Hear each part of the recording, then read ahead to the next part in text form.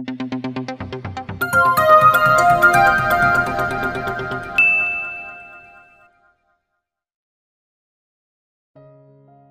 pa paikot-ikot sa salamin si Selena, pero hindi siya makontento sa suot. Isang faded jeans at tank top ang isinuot niya, na pinarisan ng sandals na 1-inch ang heels. Naglagay siya ng mas makapal na lipstick at blush on, kaysa sa karaniwan. Hindi niya maintindihan ang sarili sa kagustuhang maging maganda sa harap ng mapapangasawa. We can't be husband and wife in its true sense. Tila pabalik-balik sa isip ni Selena ang sinabi ni Zayn kanina na ikinalungkot niya. Wala siyang kinalakihang totoong pamilya, ngayon ay nawalan na rin siya ng pag-asang makabuo ng sarili niyang pamilya. Can you at least give this marriage a try, Selena? Bulong ng isip niya. Pinahid niya ang luhang nasa gilid ng mata. Kinuha ang shoulder bag at bumaba sa driveway kung saan naghihintay si Zayn. Put your seatbelts on, wika nito bago pinaandar ang sasakyan. What's your name again? Tanong ni Zayn, habang nasa daan siya. Selena Wong. Anong pinagkakaabalahan mo sa buhay bago ka napasok sa sitwasyong ito? I am a college student taking up psychology. Bakit hindi mo tinutulan ang father mo nang ipagbili ka kay Papa? Sorry for the term, paumanhin ni Zayn, na pasulyap-sulyap sa kanya habang nagmamaneho. Totoo naman ang sinabi mo, bagamat hindi ko alam kung 10 milyon lang ang halaga ko. Para sa akin kahit sino ay walang katapat na halaga. Pero alam kong sa inyo ay malaki ang perang iyon para sa isang tulad ko. Zayn didn't say a word. Hindi niya balak insultuhin ito. She doesn't deserve to be treated in any worse than a situation she is into right now. Hindi ito katulad ng mga babaeng nakakatalik niya na palaban at hindi magpapapi. This one is innocent, naive, and helpless. Nababasa niya ang mga mata nito sa tuwing kakausapin niya ito. Madalas sa hindi ay tila ito iiyak, dahil walang magawa sa sitwasyong kinasadlakan. Ikaw, bakit ka pumayag magpakasal sa akin? Takas loob ni Selena na tanong sa kanya. Because before I can be the CEO of my father's company, kailangan ko munang magkaroon ng asawa. Wala ka bang girlfriend? Umiling si Zayn. Paano ba niya ipapaliwanag sa dalaga na nagagawa naman niya ang pakikipagtalik kahit wala siyang asawa? Ni hindi pa ito nakakaranas mahalikan o magkaroon ng kasintahan. Sa gwapo mong iyan. Tumingin siya kay Selena, tila may humaplo sa dibdib niya sa nakitang aliwalas sa mukha nito. Sa tingin niya'y napalagay ang loob nito sa kanya kahit papaano. At masarap sa pandinig na sinabing gwapo siya. That's odd. Kinalakihan niya na ang ganoong kaisipan, bakit ngayon lang niya na-appreciate ang salitang iyon? Yes, wala akong girlfriend, dahil wala naman akong balak mag-asawa, he said honestly. Idinial niya ang telepono at tinawagan si Hailey, ang personal assistant niya. Meet me up at Resorts World, may ipagagawa ako sa'yo. Mahigit 1 oras pa bago dumating ang tinawagan nito. Samahan mo siya sa parlor, at samahan mo siyang mamili ng mga damit. You have good taste, Hailey. Make my future wife, the most beautiful on earth. Pagkatapos nyo'y ipapasundo ko kayo sa driver, bilin ni Zayn sa assistant, na ikinagulat ng babae. Si Selena ay nagulat nang ibinigay niya, ang isang debit card at PIN number sa kanya bago umalis. Totoo, future wife ka ni Sir Zayn. Hindi makapaniwala si Hailey sa narinig. Ngumiti lang si Selena dito. Batang-bata ha, nakangiting wika pa nito. Dinaya siya nito sa isang sikat na parlor, at kinausap ang isang parlor attendant na e-makeover siya. Mahigit 4 na oras yata bago sila nakalabas. Nag-aya muna siyang kumain sila dahil lagpas ng tanghalian. Hindi ba nakakahiya sa'yo, kailangan mo pa akong samahan? Kaya ko naman mag-isa, nahihiya ni Selena na sabi. Okay lang sakin. At least nakalabas ako ng opisina. So, saan kayo nagkakilala ni Sir Zayn? Okay lang ba kung hindi muna ako magkwento? Hindi ni Selena alam kung ano ang dapat sabihin. Nakaintindi namang tumango si Hailey sa kanya. Actually, may usap-usapan naman sa opisina, na arranged marriage ang kasal ni Sir Zayn. Sorry ha mausisa ako, but don't worry, your secret is safe with me. And you can trust me, I promise. Thank you. Nahihiya ni Selena na sabi sa tila pag-amin sa sinabi nito. You're beautiful. Hindi nakapagtatakang ikaw ang napili niya para kay Sir Zane. And helpless to, wika niya sa sarili. Wala bang girlfriend si Zane? Tanong niya kay Hailey. Parang mahirap paniwalaan na wala itong girlfriend. Wala sa pagkakaalam ko. Pero marami kasing babaeng lumalapit dyan. You know, with his money and his looks. Ikaw, hindi ka ba nagkagusto sa kanya? Kung tutuusin ay pwede itong mapang-asawa ni Zane. Maganda si Hailey at halatang edukado. Can I tell you a secret too? Si Ezekiel ang crush ko, bulong nito sa kanya. Have you met him? Hindi pa. Sino ba yon? His younger brother. Tatlo sila actually. Then you can tell me kung sino ang gwapo sa kanila para sayo. For me Ezekiel is tamer among the three. Mas approachable pa. Wala sila sa bahay nung dumating kami.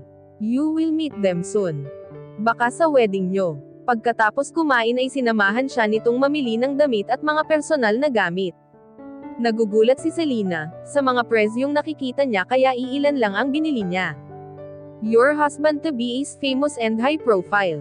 Dapat maganda ka sa paningin ng lahat, lalo sa mga babaeng dati niyang nakarelasyon. Huwag mo silang bigyan ng pagkakataong maliitin ka. Marami ba siyang nakarelasyon? Yes, sobrang dami. I'm warning you ngayon pa lang. Hindi madaling mapang-asawa ang isang Albano. Lalo si Selena na nanlumo sa narinig. Ito ang sinasabi ni Zane na hindi sila magiging mag-asawa sa totoong salita. Kahit sa opisina ay may umaaligid dyan. Kaya bakuran mong lagi yang si Sir Zane. Alam mo naman na arranged marriage lang naman ang sa amin diba? Kahit ano pa yan, ikakasal ka sa kanya kaya panghawakan mo yan. You have all the rights. Tetimbrehan kita kapag may babae yang si Sir Zane sa office. Huwag kang pumayag na aapihin ka ng sinuman, tandaan mo yan. Salamat, sinserong wika ni Selena kay Hailey. At least nadagdagan ang kaibigan niya sa araw na iyon. Pagkatapos mag-shopping ay sinundo sila ng isang driver, at inihatid siya sa bahay. Pagdating niya'y may mga wedding gown nang naghihintay sa kanya para isukat. Nag-trial na rin sila ng magiging makeup at hairdress niya. It would be a garden wedding dito sa mansion at iilang bisita lang ang dadating. Kung meron man si Selena na kinasa sa Beacon ay ang makitang muli ang kapatid bukas sa araw ng kasal niya. Sa gabi ay dumating naman ang dalawang kapatid ni Zane, na nabanggit ni Hailey. And she was right, all of them are good-looking. Pero para sa kaya si Zane, ang nakahihigit kahit palagi itong seryoso tila laging galit. Napalagay naman agad ang loob ni Selena kay Ezekiel at Xandro na mas malapit ang edad sa kanya. Hey, do you drink, Selena? Tanong ni Xandro. Nagyaya itong umupo sa minibar na malapit sa dining room. Nakasubok naman siyang uminom kahit paano kapag uma-attend ng mga birthday parties. Pero nang nilagok niya ang inabot na kapatid ni Xandro, ay ibang pait ang gumuhit sa lalamunan niya. Lumagok siya ulit, ngayon na may tila umikot ng sandali ang paligid niya. Bago pa niya maubos ang iaman ng kapata, ay lumapit si Zane at kinuha iyon sa kamay niya. Huwag mong pilitin kung hindi ka sanay uminom, wika ng baritonong bases. Kaagad na nyulay ang init ng kamay ni Zane sa katawan niya. Si Zane ay napakunot noon naman, nang makita agad ang pamumula ng pisngi ni Selena. Hinawakan niya ito sa siko dahil tila mabubuwi ito nang tumayo mula sa bar stool. Go to your room and rest, wika niya rito. Nagpumilit naman itong naglakad ng tuwid hanggang makarating ng kwarto. Why did you let her drink? Bilang ni Zane kay Xandro. Kumuha siya ng rum at nilagok ng tuloy-tuloy. Hindi niya gusto ang init na naramdaman, kaninang mahawakan niya ang braso ni Selena. She's soft and sweet. At dahil nakainom na rin siya'y bahagya siyang naapektuhan sa paglalapit nito ng katawan. She's a young girl. He cursed himself. I didn't know she doesn't drink. Sa club ay mas bata pa sa kanya ang mga umiinom, depensa ni Xandro. She's different. She's naive and beautiful, sala ni Xandro sa sasabihin ni Zane. Kaya siguro napili siya ni Papa, para maging asawa mo. Kung ako sa'yo, iiwanan ko na si Ava at Kathy. Selena is far prettier. She's not my type, Xandro. I don't ravish little girls, he lied. Kanina sa opisina sumasagi saglit ang mukha ni Selena sa isip niya. Kung sa akin in-offer ni Papa na pakasalan siya, I'd be more than willing. She's nice. Pero alam kong hindi ka papayag dahil kakambal ni Selena, ang pagiging CEO ng kumpanya. Tumingin si Zane kay Xandro nang sinabi niyang willing siyang magpakasal kay Selena. Kung edad ang pag-uusapan ay magkamatch ang dalawa. At kanina pa rin niya napapansin na madaling nagkaganan ng loob ang mga ito. Too bad, Xandro. Wait for your turn kung kailan mamanipulahin ng Papa ang buhay mo. Muli si Zane na nagsali ng alak, at nilagok ng tuloy-tuloy. Sa kondo ko ako matutulog. Saka siya lumabas at nagtungo sa garahe. Sa kondo ni Zane itinuloy ang pag-inom. Bukas na ang kasal niya, at wala na siyang magagawa. Tinawagan niya si Ava para pumunta sa unit niya. Hindi siya papayag na mabago ang buhay niya, dahil lang sa pag-aasawa. In 30 minutes ay dumating si Ava. Nasa ibang bansa ang DOM nito kaya malaya itong nakakapunta sa kanya, sa club o dito man sa unit niya.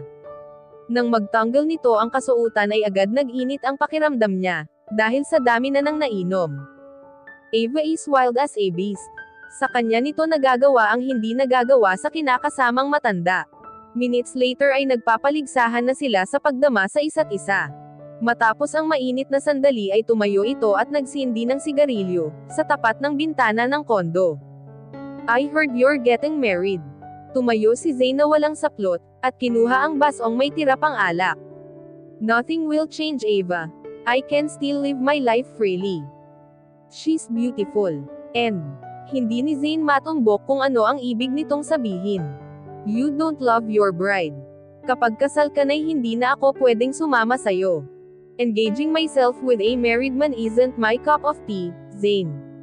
Regardless of what you think of me, hindi ako tumatalo ng kabaro ko. Inarap ni Zane ang katotohanan sa sinabi nito, else sa mga nagustuhan niya kay Ava ay ang pagiging straightforward nito. Wala siyang problema dahil open-minded sa lahat ng bagay. Ang ibang nakaka-make love niya ay naghahanap ng commitment pagkatapos. You don't love her. Muli nitong tanong sa kanya. It was an arranged marriage by my father. You know I'm not capable of that emotion, Ava. Sumandal siya sa headboard ng kama, habang hawak ang basong may bagong sali na alak. You're still young, Zane. Why don't you give it a chance?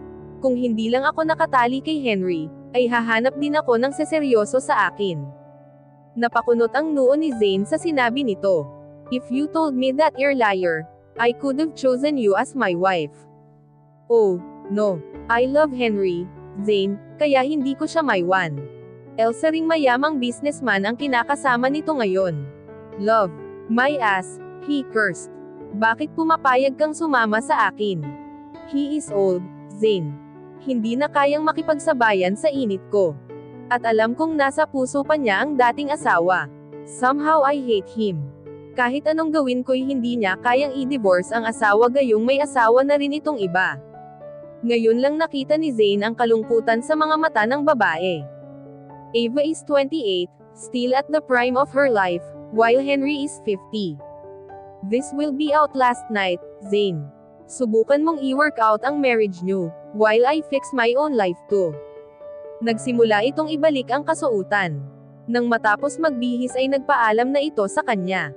Lapinikit ni Zane ang mata at sinikap matulog. Kahit ikakasal siya bukas ay pipilitin niyang maging normal pa rin ang takbo ng buhay niya. Kung ayaw ni Ava ay si Kathy, o si Grace, o si Michelle, o si Pamela. He can have any of them. Except Selena. Maagang ipinatawag ng matandang Albano si Selena. Kinabukasan sa opisina nito. Pagpasok ni Selena ay naroon na si Zane, na napakunot noon nang makita siya. Sa iilang araw niya sa mansion ay nasanay na siya sa tingin nitong mapanuri at kadalasan ay galit. This man will be her husband in few hours time. Maupo ka, Selena, wika ng matanda sa kanya. Ipinatawag ko kayong dalawa bago ang inyong kasal para sa ilang kondisyong kaakibat ng pagpapakasal ninyo. I know you very well, Zane. Tumigil ito sandali sa pagsasalita at tinitigan ang anak. Kailangan niyong manatiling kasal, sa loob ng 1 taon. Kung sa loob ng panahong iyon ay hindi nagtagumpay ang inyong pagsasama, you will be taken out as a CEO, and Selena will have the half of your inheritance. Hindi sumagot si Zayn, bagamat naglabas ito ng malakas na paghinga. Kung makalipas ang isang taon na maayos niyong napakibagayan ang isa't isa, ay alam kong matututunan niyo nang gawin iyon sa mga susunod pang taon. Inilabas nito ang isang kasulatan na naroon ang mga kondisyon ng matanda. Zayn signed with a force at tumayo pagkatapos. Iyan lang ba, Papa? Nang sumagot ang ama nito'y, dagli na itong lumabas at pabagsak na isinara ang pinto ng opisina. Forgive my son's manners, Selina. Sana'y magawa mong pakibagayan ang anak ko, sa mga susunod na araw. Susubukan ko po, mahina niyang sabi sa kapumirma rin sa papel na nasa harap niya. Magaan ang loob ko sa'yo, una pa lang kitang nakita. Regardless of how you came into Zayn's life, I really want you to become his wife. Hanggat kaya ay subukan mong maging maayos ang pagsasama niyo. Marahan si Selina na tumango at nagpaalam ng maayos dito. Si Zayn ay nagpupuyos ang kaloobang pumasok sa kwarto. Tila naging sunod-sunod rin siya sa ama, para lang makuha ang pagiging CEO at wala siyang magawa. It would be a big blow on his ego kapag napunta kay Ezekiel, ang pamamahala ng Albano Corporation. Siya ang panganay and it's his birthright to do so. Kung ano ang kinalaman ng isang asawa sa posisyong iyon ang hindi niya maintindihan. Lumabas siya ng balkonahe at lumipat sa kabilang pinto. Nakita niyang nasa kwarto na rin si Selina. Kumatok siya para buksan nito ang sliding door. So, you've got your fair share, ha? Hindi maalis ang inis ni Zayn kanina pa. Hindi ko inasahan ang kondisyong binigay ng ama mo, at hindi ko rin hiningi Zayn. Kung iabag sa loob mong magpakasal alam mong ganun din ako, walang tinagsasagot ni Selina, na nakataas pa ang noo sa kanya. She's learning to be smart. But he's smarter. Do you know how to make love with me? Can you please me in bed? Lumapit siya dito at napaatras ang dalaga. Her eyes were terrified. Saka ito umiling ng bahagya. Then expect me to have it with someone else. At huwag mong gawing isyo yon para hiwalayan ako, naiintindihan mo. We will be married for 1 year. After that, we can go on separate ways. You will be compensated, pero hindi kalahati ng mana ko, Selina. Wala akong pakialam sa mana mo, Zayn. Hindi mo rin ako kailangang bigyan, kapag naghiwalay tayo. Kaya kung pumayag para buhayin ang sarili ko. Itinaas ni Selina, ang mukha para salubungin ang tingin niya. Hinawakan naman ni Zayn ng madiin ang baba nito at mariing tinitigan. Don't lie, sweetheart. Kapag nakasal ka sa akin, ay alam mong sa iyo ang kung ano ang akin. Don't pretend you didn't know. Kumatok ang katulong sa pinto ng kwarto ni Selina, kaya binitawan ni Zayn ang mukha nito at naglabas ng malalim na paghinga. Ma'am Selina, aayusan na daw po kayo, at may make-up-an, wika ng katulong. Make sure to show your sweetest smile, in front of the cameras, sweetheart, bulong ni Zayn kay Selina, bago lumabas ng pinto at bumalik sa sariling kwarto. Si Selina ay tila maiiyak, nang lumabas ng kwarto si Zayn. How dare him to treat her that way? Pero ano nga ba ang aasahan niya? Pera naman talaga ang dahilan, kaya siya nandito kahit labag sa loob niya. Pero masakit pa rin dahil alam niya sa sarili niyang, hindi siya ang may kagustuhan nito.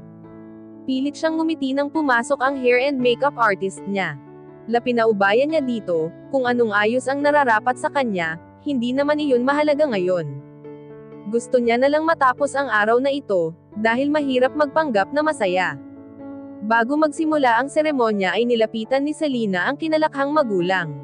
Tuwang-tuwa siya nang makita ulit ang kapatid na si Joanna. Hindi niya napigilan ang pag-iyak nang yamakap ang bata sa kanya. Para siyang nakalutang sa hangin habang ginaganap ang kasal. Lahat ay naghahatid ng pagbati ng mga taong hindi niya kilala. Nang e-pronounce ng pari ang "You are now husband and wife, you may kiss the bride," ay tila nagising siya sa palakpak ng mga taong naroon. Itinaas ni Zayn ang belo niya at hinawakan nito ng dalawang kamay ang mukha niya. Then his lips met hers in a soft obliged kiss. But to her surprise, muteng lumapat ang labi ni Zayn sa kanya sa isang mas malalim at mas matagal na halik. Bago pa siya makatugon ay binitawan na rin nito ang labi at mukha niya. Everybody was clapping and shouting for more. Hawak ni Zayn ang kamay niya at pinisil ng mariin. He wanted her to show her fake smile to these people. Ngayon ang unang araw ng pagpapanggap niya. Welcome to 365 days of being an artificial wife, she said to herself. Lumapit si Hailey sa kanya na naroon din ng araw na iyon. May inabot itong maliit na regalo sa kanya. I'll spoil the surprise, it's a friendship bracelet, nakangiting wika nito. You were smiling, but you don't seem happy, bulong nito. It's the end of the world, biro niya dito. Thank you for this gift. Ito lang ang totoo sa iyahat ng nangyayari ngayon. May iba pang bisitang lumapit, at naghatid ng pagbati sa kanila. Nang mapagod ay umupo si Selena, sa Tiffany chair na nakalaan sa kanila ni Zayn. She saw her husband with a blonde sophisticated woman, na nakaangkla ang kamay sa bewang nito. Bago maghiwalay ay humalik pa sa labi ni Zayn ang babae. Laniwas niya ang tingin dahil wala siyang karapatang magselos. Elsa ito sa sinabi ni Zayn, na kailangan niyang tiisin sa loob ng 1 taon. Then she will be free. Kinuha niya ang kopitang nasa harap at dinayil sa labi. She needed wine to calm her nerves. Congratulations! Inangat ni Selena, ang mukha at si Xandro ang naroon. Thank you. She smiled genuinely. Elsa ito sa mga taong nagpakita ng kabutihan sa kanya. You were the loveliest bride on earth, but also the gloomiest. Masuyong wika nito. Can I dance with my sister-in-law? Tinanggap ni Selena ang nakalahad nitong kamay, at lumakad sila sa gitna. I can't believe my brother didn't ask you to dance. Alam mo naman kung bakit, but he can at least pretend. Kung ako sa kanya'y hindi ko hahayaang mag-isa ka sa upuang iyon. Pero hindi ka siya. Let's just accept that. Marahan lang ang sayaw nila ni Xandro. Kahit paano'y nakaramdam si Selene, ng kapanatagan pagkatapos siyang iwan ni Zayn, para harapin ang ibang bisita. She really needed a friend right now. Lumayo si Zayn sa pagkakayakap ni Kathy nang makitang nakatingin si Selena. Kahit paano'y ayaw niyang mapahiya ito sa mga bisita, bukod pa sa may mga reporter na nakaabang. Sinulyapan niya ito na kanina'y nasa bride's chair, ngunit wala na ito doon. Napako ang tingin niya nang makitang kasayaw nito ang kapatid na si Xandro. He cursed silently. Selena is undoubtedly beautiful. Maraming kalalakihang humanga sa bride niya, kanina habang naglalakad sa aisle. He himself was taken by her charm for today, lalo nang hagkan niya ito kanina, after their marriage vows. It was supposed to be a quick kiss to finish the ceremony, pero hindi niya napigilan ang sariling hagkan itong muli ng mas malalim at mas matagal. Her lips were soft and inviting. Nilapitan niya ang asawa na kasayaw ni Xandro. Binulungan niya ang kapatid. May I dance my wife? Dagli naman itong nagpaubaya at iniwan silang dalawa. Hinapit niya ang katawan ng asawa at inilapit ang ulo nito sa balikat niya. Her perfume lingers in his nose at humahalo ang amoy ng alak sa hininga nito. Didn't I tell you that you can't dance anybody but me? Bulong ni Zayn sa asawa. That was your brother, Zayn, depensa ni Selena. Alam ni Zayn na wala namang kaso iyon kung tutuusin. Regardless, Selena, no man can touch you except me. While you can touch and kiss and have make love with other women. Really, Mr. Albano? Yes. Hindi ba napag-usapan na natin yan? Pinaglandas ni Zayn ang kamay sa pisngi nito, hanggang sa leeg, teasing and flirting with her. Hindi niya dapat ginagawa iyon dahil kahit siya'y naapektuhan. But his bride is too beautiful to resist.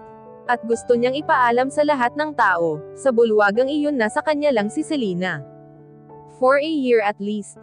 Gabi na halos nang mag-uwian ang mga bisita. Nakatayo si Selena sa living room, kausap ang mga magulang at naroon din si Xandro at tila nagkakasayahan ang mga ito. He ignored them and walked towards his room. Maya-maya'y narinig ni Zayn na lumapat ang pinto sa kwarto ni Selena. Isang katok naman ang narinig niya sa labas at sumungaw ang ina pagkatapos. Are you sleeping separately? Manghang wika nito sa kanya. Kilala ni Zayn ang ina. Anumang desisyon ng papa niya'y sinasang ayunan lang nito. But he doesn't want to argue with her mother. We have agreed to this arrangement, Maria. You don't expect me to bed a young girl, baka umiyak pa yon sa harap ko, he said sarcastically. Anumang nararamdaman niyang awa kay Selena, ay napapalitan ng inis, kapag naiisip kung paano siya manipulahin ng mga magulang. Lanaasahan kung pakikisamahan mo siya ng maayos, Zayn. At hindi ko gustong naglalapitan pa rin ang mga babaeng nauugnay sa'yo gayong kasal ka na, pag-alit nitong wika. Hindi na si Zayn sumagot, para hindi na hamaba pa ang usapan. Bumaba siya sa bar at kumuha ng maiinom nang makita ang dalawang kapatid na naroon din. Congrats, brother. You have made Selena the most beautiful wife. Bukas ay nasa mga dyaryo na ang larawan nyo, wika ni Ezekiel.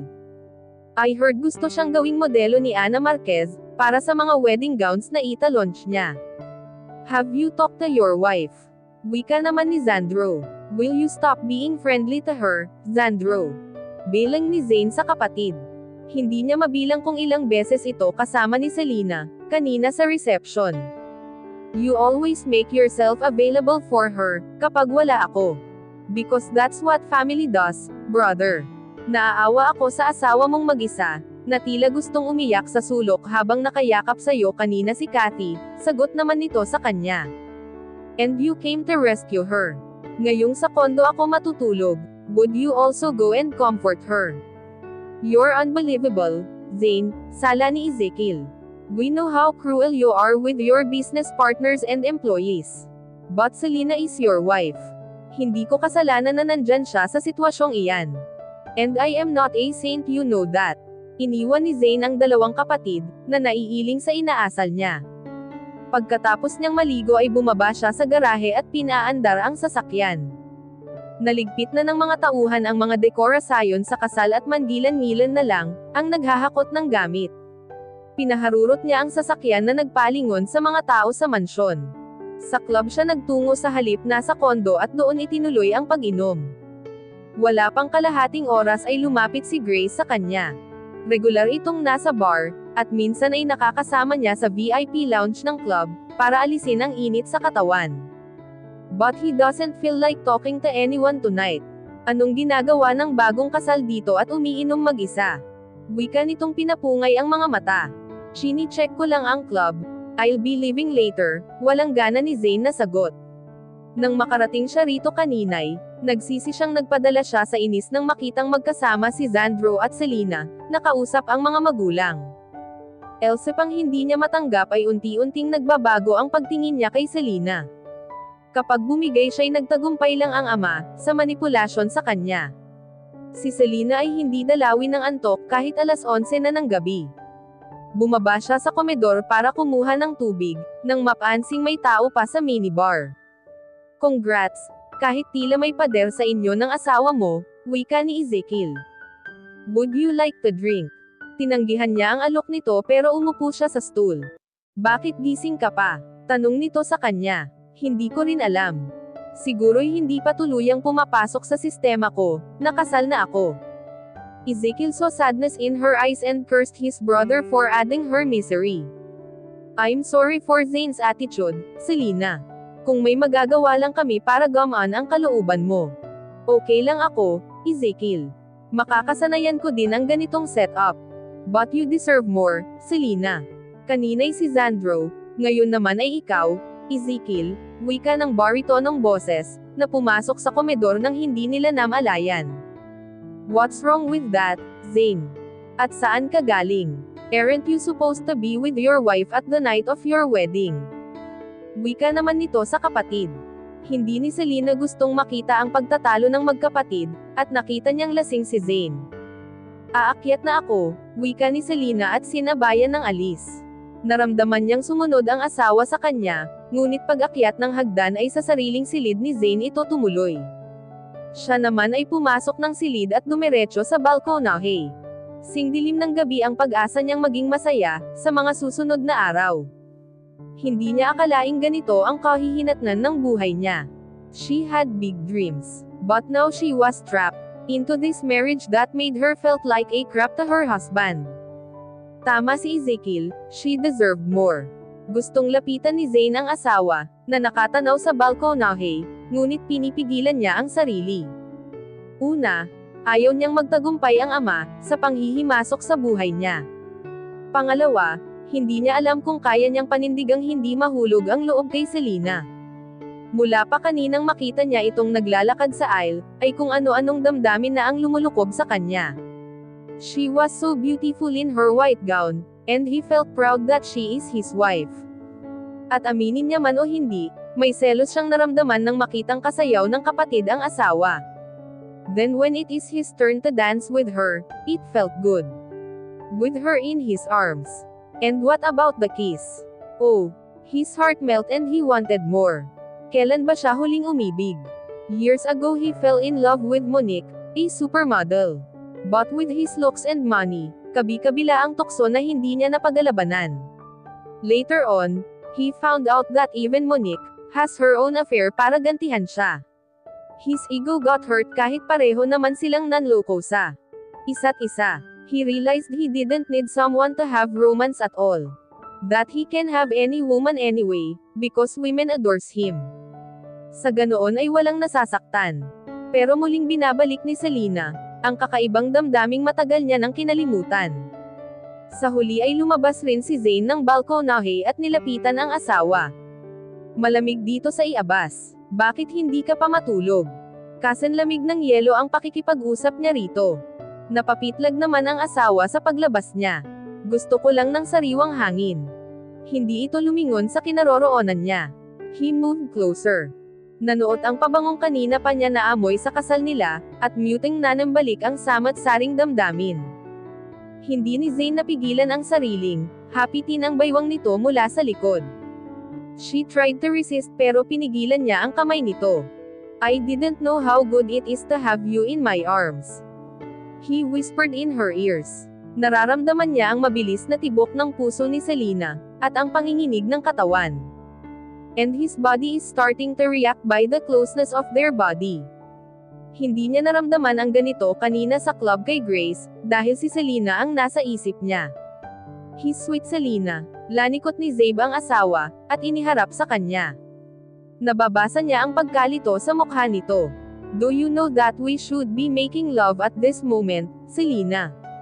He whispered in her ear. Wala sa usapan natin yan, Zayn. Pilit itong kamakawala sa bisig niya. But every move she made make him turn on even more. He kissed her savagely and she stopped moving. Lumalim ang halik niya. He bet his wife had never kissed anyone like this before. Or never been kissed at all. Naramdaman ni Zayn na unti-unting, nawala ang pagpupumiglas nito kaya niluwagan niya ang yakap sa asawa. Then he started to touch her back at ang isang kamay ay sa mukha nito, tracing each line down to her neck. Selena is starting to respond to his kisses, na lalong nagpapawala sa katinoan niya. His kisses went down to the hollow of her throat, his hand opened her pajama at napapitlag ito. He claimed her lips again while his hand stopped. Zayn. Please. Hindi niya pinansin ang pakiusap nito. Heat flowed over his body and he can't stop. Walang tigil ang isang kamay sa pagdama sa buong katawan ng asawa, hanggang sa ipasok niya ito sa garter ng pajama nito. Right then, Selena forced him to stop, binalik niya ang mukha dito at mariing tinitigan. You are my wife now, Selena. Kasama ito sa 10 milyong ibinayad namin sa ama mo. Isang pait ng ngiti ang sumilay sa mga mata ni Zayn. Then anger. Muling bumalik ang pader na pumageten sa kanilang dalawa. Go back inside. Madiing wika niya, at dali-daling pumasok sa silid si Selena. Pabagsak ni Zayn na isinara, ang pinto nang pumasok sa sariling silid. In frustration and anger he decided to leave the house in the middle of the night. Sa kondo siya nagpalipas ng umaga. He will never touch Selena again kung ayaw niyang mawala muli sa sariling katinoan. She was young and inexperienced. Ni hindi ito marunong humalik. Ang nakapagtatakay may saya sa puso niyang siya ang una sa lahat nito. Kung hindi niya nabasa ang takot sa mga mata nito kanina ay hindi siya titigil. He wanted her so much, that he had to draw all the strength to let her go. Kung paano pa niya gagawin iyon sa loob ng 1 taon ay hindi niya alam. Kahit nasa kondo na siya'y hindi pa rin nawawala ang init sa katawan. He could call Kathy, or Grace, or anyone and they would come running to him. Pero hindi nila mapapawi ang nararamdaman niya ngayon. But Selena can do. Only Selena. Tumapat siya sa shower at doon ibinuhos ang samat-saring damdamin. Kailangan niyang paksain kung ano man iyon, na ayaw niyang tukuyin. He can't be in love with her.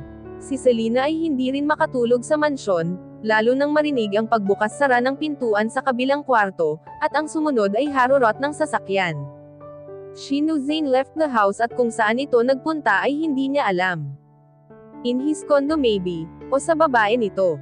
She felt stupid to have him stopped, while it was his right to claim her body as his wife after all. Pero wala siyang karanasan sa mga ganoong gawain, at hindi pa siya handa.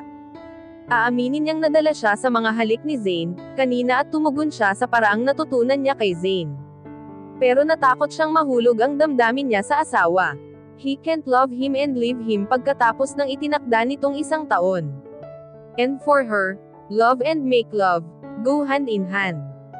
Muli ni Selena na ipinikit ang mata at pinilit matulog. 364 days left. Ito ang pinakamahabang taon ng buhay niya. Kung paano babunuin ang mga susunod na araw ay hindi ni Selena alam. At dito na po nagtatapos ang 2nd kabanata ng ating kwento. At sanay muli niyo po akong samahan sa mga susunod pang kabanata.